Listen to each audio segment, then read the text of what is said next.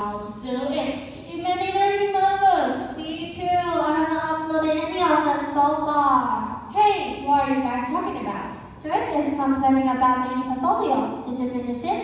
Oh, the e-portfolio. I'm almost done. What? Really? Yes. Let us introduce the portfolio to you. So, do you guys know what e-portfolio is? In short, the portfolio means transport. Folio means documents and works.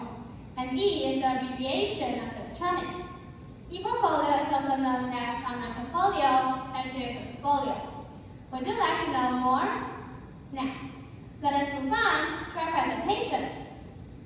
E-portfolio of the 108 curriculum from high school students' perspectives. Our presentation will be divided into 6 parts, including motivation, purpose, literature review, methodology, result, and conclusion.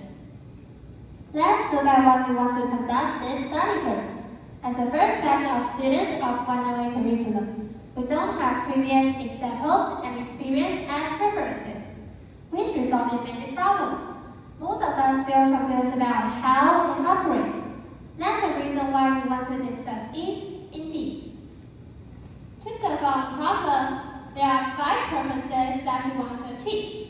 First of all, we would like to dive into how the 108 curriculum works, and then to discuss the differences from the previous portfolio system and the 108 curriculum e-portfolio.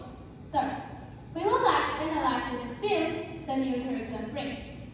Also, we want to know students' opinions. Finally, we hope to give the government and the future researchers some suggestions. Now, Cindy, could you give us some background information and introduction about the 108 curriculum? Sure. The purpose of the 108 curriculum is to improve the efficiency of the old curriculum.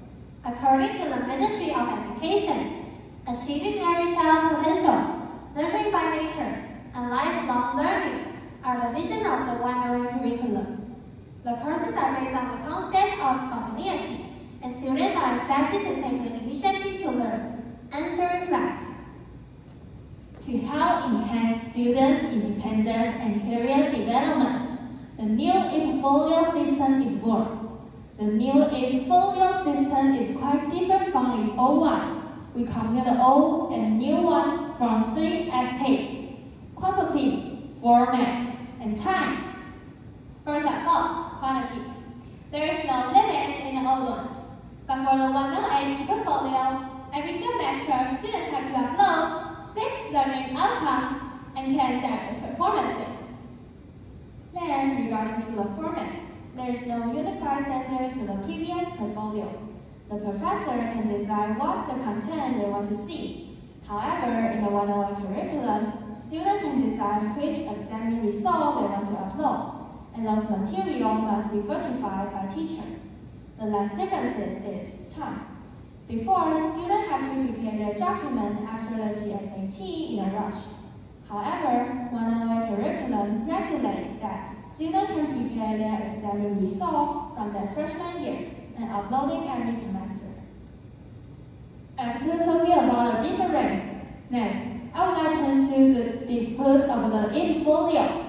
Although the Ministry of Education holds that students can learn in many different ways, but there are also many voices of opposition, and the increases in courses has imposed a greater burden on many teachers, and they wish to increase the number of teachers. The students also launched a petition to abolish the e-portfolio, and nearly 9,000 people support it. They propose several reasons for objection.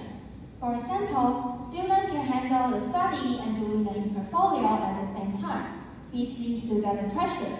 Another reason is that the university cannot determine a clear selection method. What's more, if the future goals changing halfway, everything uploading within the 3 years in high school will be wasted. Also, the limitation of uploading file also causes many problems, such as compressed file quality. Okay, now let us tell you more detailed explanation. Lots of people believe that the system of uploading the file are not stable enough. Take the recent news as an example. nearly 10,000 high school students' learning process files were deleted due to human error. Although the Ministry of Education had proposed several remedial measures, such as opening up file retransmission and allowing schools to flexibly postpone the upload deadline. However, many schools are worried that students do not leave backup data, which risks to affect students' rights. And many teachers are worried that the system will make mistakes in the future. After looking at the related news and reports, let's move on to the result of questionnaire. We sent out questionnaires to the senior students in Taichung, and we received 228 in total. First, we asked if the 108 curriculum allows students to understand or determine their future orientation. The chart shows that more than 80% of students don't realize or are not sure whether doing it helps them to determine their future goal. But only 18% of students who think the e-portfolio is helpful. Then, we asked what the major advantages of the e-portfolio are.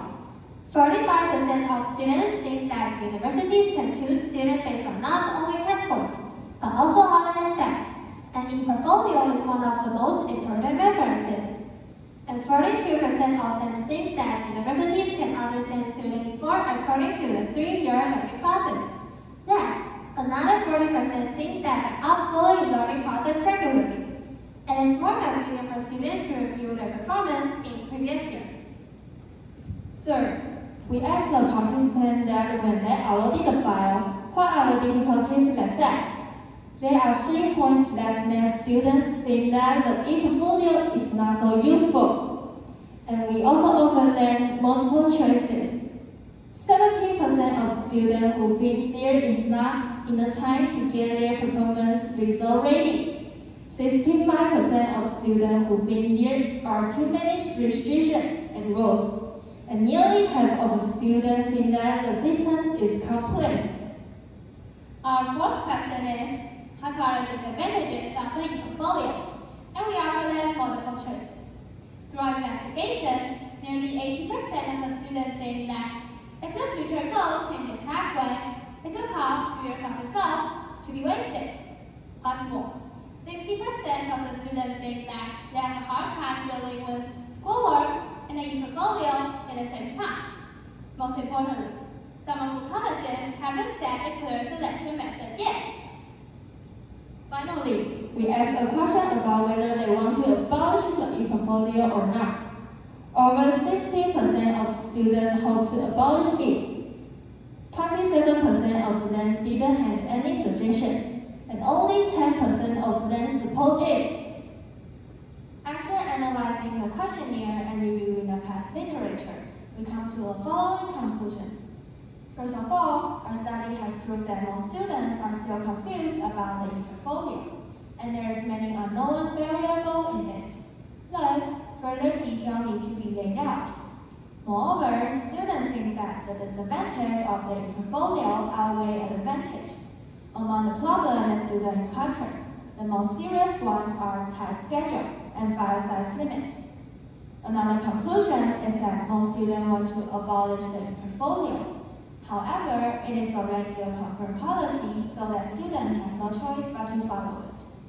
In order to make our preparation process more clear and the e-portfolio system go smoothly, we hope that the government can cooperate with schools to create a unified standard, so that students can know precisely how to upload and how to present the learning process in an effective way. What's more, it is hoped that our presentation will enable educators to understand the problems students have, so that teachers can guide those who feel confused and design assignments that can help demonstrate students' true ability.